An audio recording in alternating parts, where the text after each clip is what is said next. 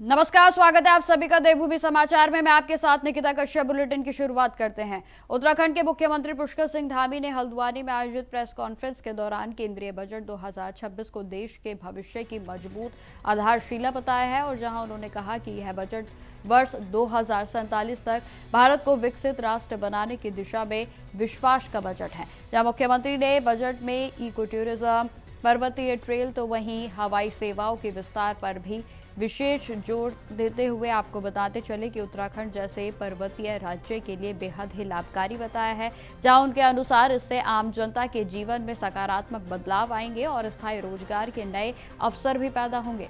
जानकारी देते चले कि मुख्यमंत्री पुष्कर सिंह धामी ने यह भी कहा कि यह बजट भविष्य की अर्थव्यवस्था को मजबूती देगा, और जिससे कि किसान सशक्त होंगे तो वहीं महिला सशक्तिकरण और बल मिलेगा, जिससे कि युवाओं के लिए नए अवसर भी खुलेंगे।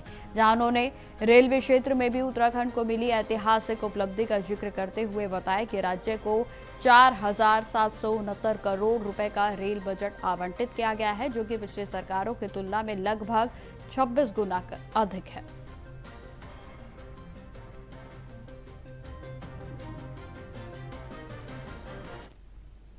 तो मुख्यमंत्री पुष्कर सिंह धामी की अध्यक्षता में देहरादून में कौशल विकास एवं फॉरवर्ड लिंकेज के लेकर आपको बताते चलें कि उच्च स्तरीय समीक्षा बैठक आयोजित की गई, और जहां बैठक में युवाओं को मांग के आधारित कौशल, सुनिश्चित रोजगार और बेहतर वेतन उपलब्ध कराने पर विशेष जोर दिया गया है। जानकारी देते चले कि मुख्यमंत्री पुष्कर सिंह धामी ने आईटीआई के संस्थानों और स्किल प्राप्त युवाओं की संख्या में वृद्धि के बावजूद रोजगार और कौशल के बीच मजबूत गैप पर गहन मंथन किया है, और इसे दूर करने के लिए भी ठोस रणनीति बनाने के निर्देश दिए हैं। और जहां मुख्यमंत्री पुष्कर सिंह धामी ने स्थानीय स्तर पर भी दैनिक कार्यों के लिए बेसिक स्किल की वर्कर, मीडियम तकनीकी वर्क फोर्स तो वहीं उच्च कौशल तकनीक वर्कफोर्स तैयार करने के लिए भी एक समेकित मॉडल को विकसित करने के निर्देश दिए गए, जहां उन्होंने रोजगारोन्मुख पाठ्यक्रम तैयार करने, प्रशिक्षित ट्रेनर, शिक्षकों और उपलब्धता सुनिश्चित करने के साथ साथ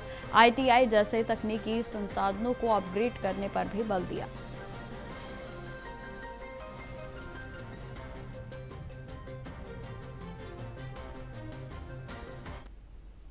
खबर देहरादून से ही है, जहां स्थित परेड ग्राउंड में कल से 4 दिवसीय उत्तरायणी कौथिग महोत्सव 2026 का आयोजन किया जा रहा है। आपको बता दें कि यह कार्यक्रम सेवा संकल्प फाउंडेशन के द्वारा आयोजित किया जा रहा है, और जिसमें मुख्यमंत्री पुष्कर सिंह धामी की धर्मपत्नी और फाउंडेशन की संस्थापक गीता धामी ने प्रेस वार्ता में महोत्सव की रूपरेखा, उद्देश्य और उत्तराखंड की लोक सांस्कृतिक परंपराओं व लोक जीवन से जुड़े विभिन्न पहलुओं की जानकारी दी है। उन्होंने यह भी बताया कि कल सुबह 11 बजे परेड ग्राउंड से भव्य शोभा यात्रा के साथ कार्यक्रम का शुभारंभ होगा, और जहां एक ही छत के नीचे उत्तराखंड की समृद्ध संस्कृति की झलक देखने को मिलेगी, तो वहीं गीता धामी का यह भी कहना है कि महोत्सव में उत्तराखंड के पारंपरिक और स्वादिष्ट व्यंजनों के साथ साथ प्रत्येक जिले से 7 से 8 स्टॉल भी लगाए जाएंगे, और जिससे कि वोकल फॉर लोकल को भी बढ़ावा मिलेगा। कार्यक्रम में स्वयं सहायता समूह से जुड़ी महिलाएं बड़ी संख्या में प्रतिभाग करेंगी, और इसके साथ ही प्रसिद्ध लोक गायकों के द्वारा सांस्कृतिक प्रस्तुतियां दी जाएंगी, और जिन्हें मंच पर सम्मानित भी किया जाएगा। महोत्सव का उद्देश्य उत्तराखंड की लोक संस्कृति को संरक्षित और प्रोत्साहित करना है।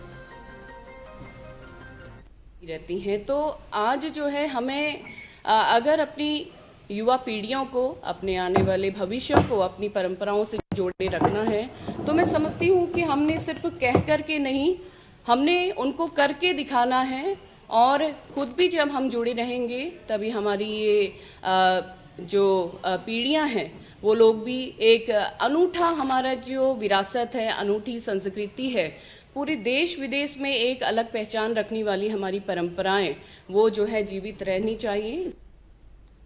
खबरों में आगे बढ़ते हैं। महाराष्ट्र के मुख्यमंत्री देवेंद्र फडणवीस आज हरिद्वार में भारत माता मंदिर के संस्थापक ब्रह्मलीन स्वामी सत्यामित्र गिरी कि श्री विग्रह मूर्ति स्थापना समारोह में शामिल होने के लिए पहुंचे।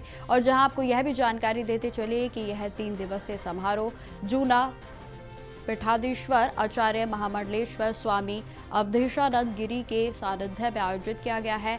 और जहां देवेंद्र फडणवीस ने कांग्रेस के नेता राहुल गांधी पर तीखा हमला बोलते हुए कहा कि उन्हें देश हित से जुड़ी बातों पर बोलने में कोई भी रुचि नहीं है। उन्होंने आरोप यह भी लगाया है कि राहुल गांधी केवल झूठे आरोप लगाकर देश, सेना और शहीदों को बदनाम करने की कोशिश करते हैं।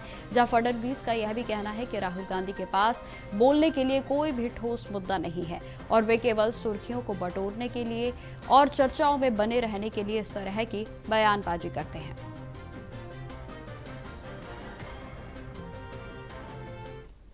समाधि मंदिर में प्रतिमा का कार्यक्रम में मुझे आने का अवसर यहाँ मिला। हम सभी जानते हैं उन्होंने भारत माता मंदिर की स्थापना की और उन्हीं के तत्वावधान में समन्वय परिवार जिस प्रकार से सभी समाजों को, सभी पंथों को साथ में लेकर समन्वय की भूमिका से हमारे सनातन विचार को आगे ले जा रहा है, मैं ऐसा मानता हूँ कि अपने आप में एक बहुत अच्छा कार्य है। खबरों में आगे बढ़ते हैं। उत्तराखंड सरकार ने राज्य मदरसा बोर्ड को समाप्त करने का बड़ा निर्णय लिया है। बताते चले कि सरकार के अनुसार अब मदरसों से जुड़े पाठ्यक्रम और शैक्षणिक व्यवस्था अल्पसंख्यक शिक्षा प्राधिकरण के माध्यम से संचालित की जाएगी। और जहां मुख्यमंत्री पुष्कर सिंह धामी की सरकार का साफ तौर पर कहना है कि इस कदम का उद्देश्य मदरसा शिक्षा को मुख्यधारा से जोड़ना है, शिक्षा व्यवस्था में पारदर्शिता लाना और छात्रों को बेहतर अवसर उपलब्ध कराना है। तो वहीं जानकारी देते चले कि मदरसा बोर्ड समाप्त किए जाने के फैसले पर कांग्रेस ने कड़ा विरोध जताया है। और जहां प्रदेश कांग्रेस अध्यक्ष गणेश गोदियाल ने सवाल उठाया है कि जिन लोगों के लिए यह नई व्यवस्था लाई गई है, क्या उन्होंने इसकी मांग की थी?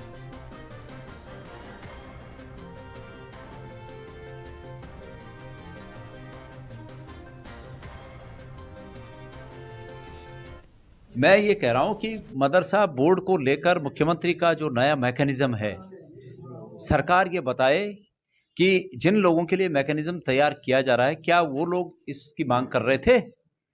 अगर पुराने मैकेनिज्म में कोई खोट था तो सरकार उसको उजागर करे। जो नए मैकेनिज्म में जनता का हित होने वाला है, जिनके लिए बनाया जा रहा है उनका हित होने वाला है, तो सरकार उसको उजागर करे।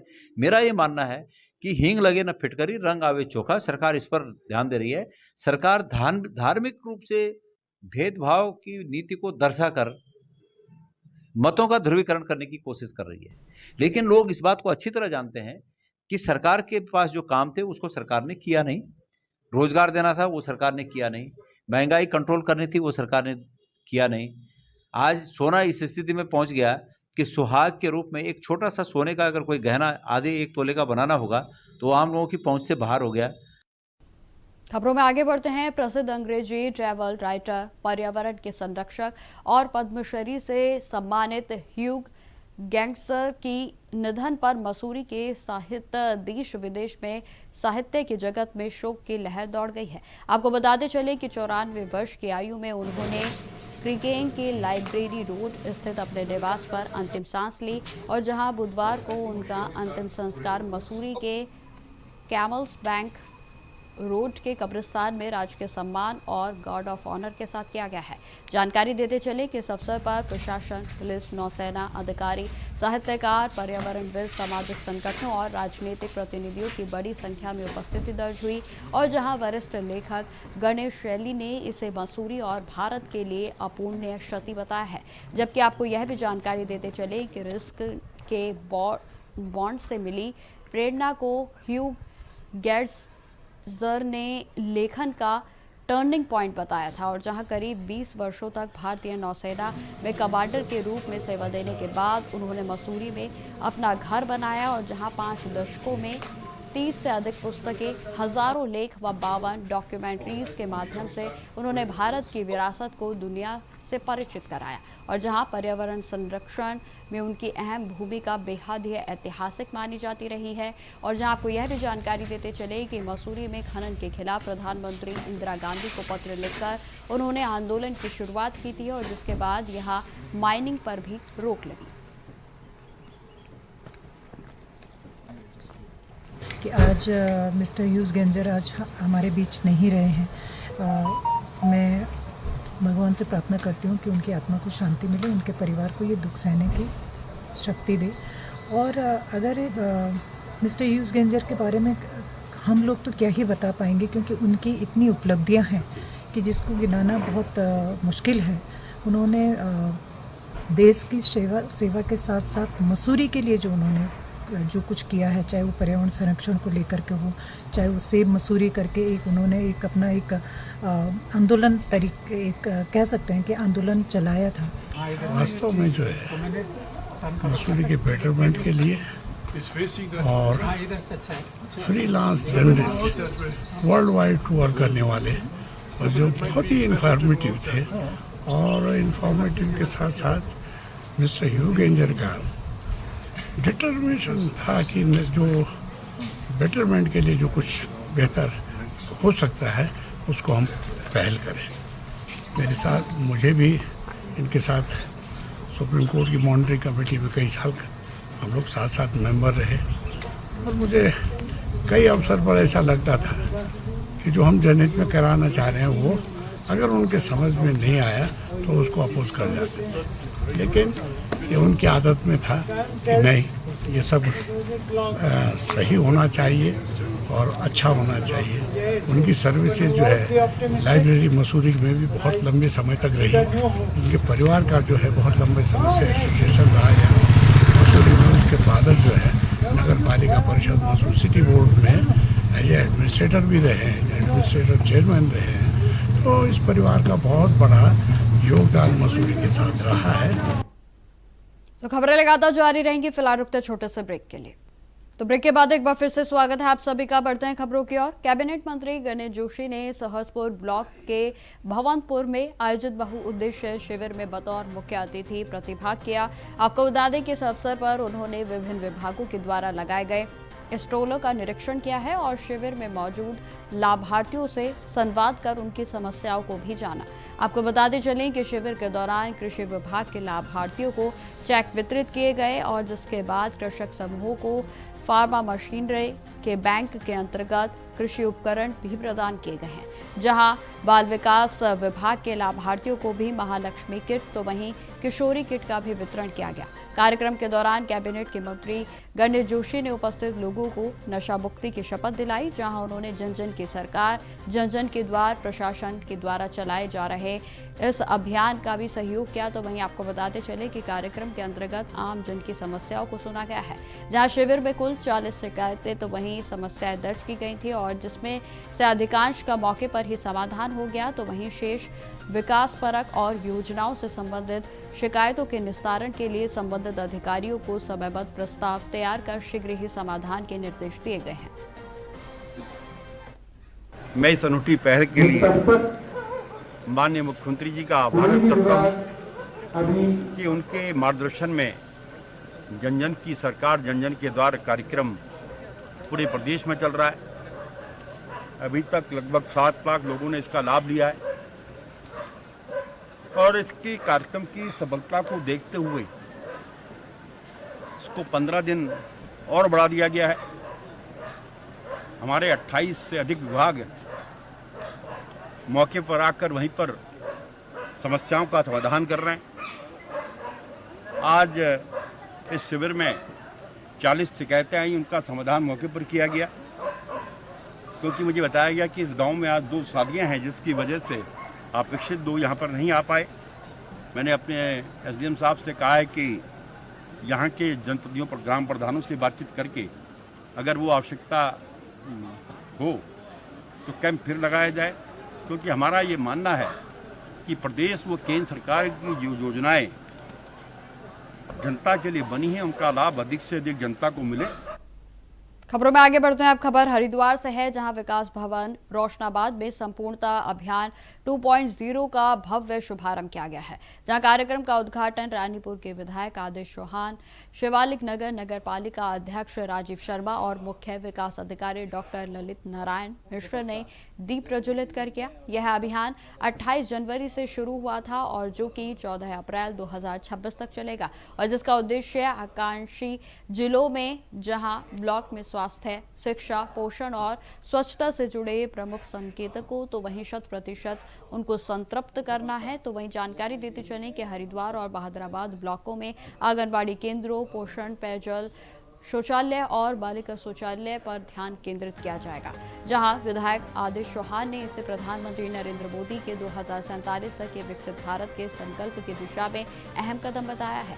तो वहीं सीडीओ डॉक्टर मिश्र ने इस सभी विभागों को तय लक्ष्यों को समयबद्ध रूप से पूरा करने के निर्देश जारी किए हैं। नरेंद्र मोदी जी जो भारत को 2047 तक विकसित राष्ट्र बनाने का संकल्प लिया है, वो आज पूरे देश का संकल्प बन गया है।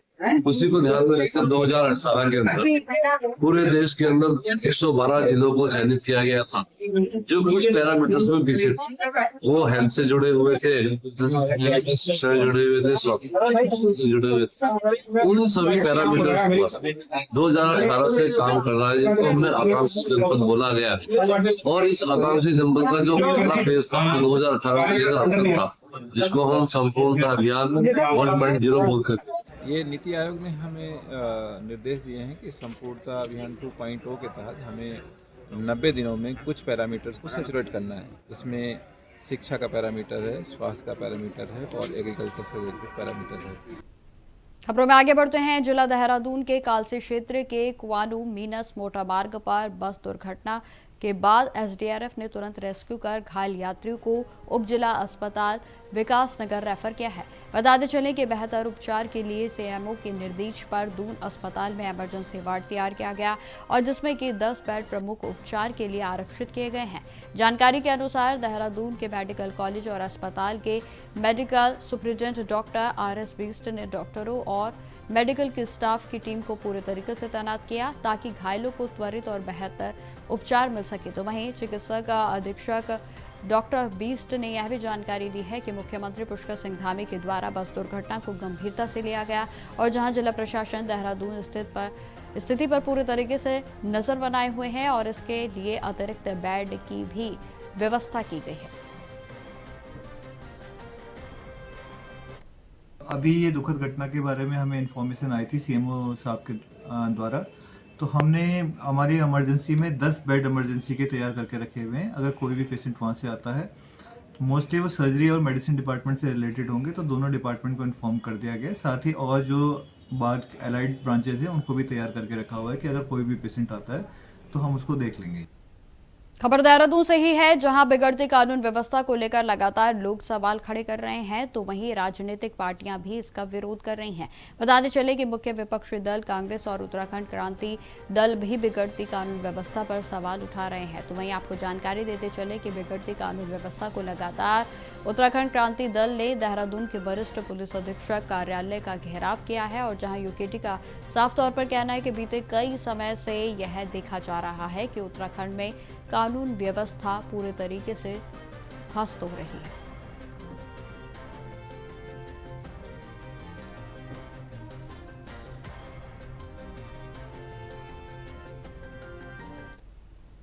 खबरों में आगे बढ़ते हैं। सितारगंज सिडकुल बाईपास पर क्षेत्र में एक दर्दनाक सड़क हादसे में गैस सिलेंडर से भरे वाहन ने स्कूटी सवार महिला को रौंद डाला और जिससे कि महिला की मौके पर ही दर्दनाक मौत हो गई। बताते चले कि हादसा उस समय हुआ जब स्कूटी सवार महिला खटीमा चौक से नकुलिया चौक की ओर जा रही थी और जहां स्कूटी पर 2 लोग सवार थे, तो जिसमें महिला की उम्र लगभग 50 वर्ष बताई जा रही है। दुर्घटना के बाद मौके पर अफरा तफरी का माहौल मच गया, तो वहीं महिला की मौत की सूचना मिलते ही परिजनों के बीच कोहराम मच गया है। सूचना पर पहुंची पुलिस ने शव को अपने कब्जे में लेकर पोस्टमार्टम की प्रक्रिया के लिए भेज दिया, तो वही मामले की जांच को शुरू कर दिया गया है। जानकारी के अनुसार पूरी घटना पास में लगे सीसीटीवी कैमरे में कैद हो गई और जिसके आधार पर पुलिस हादसे के कारणों की जांच पर जुटी है।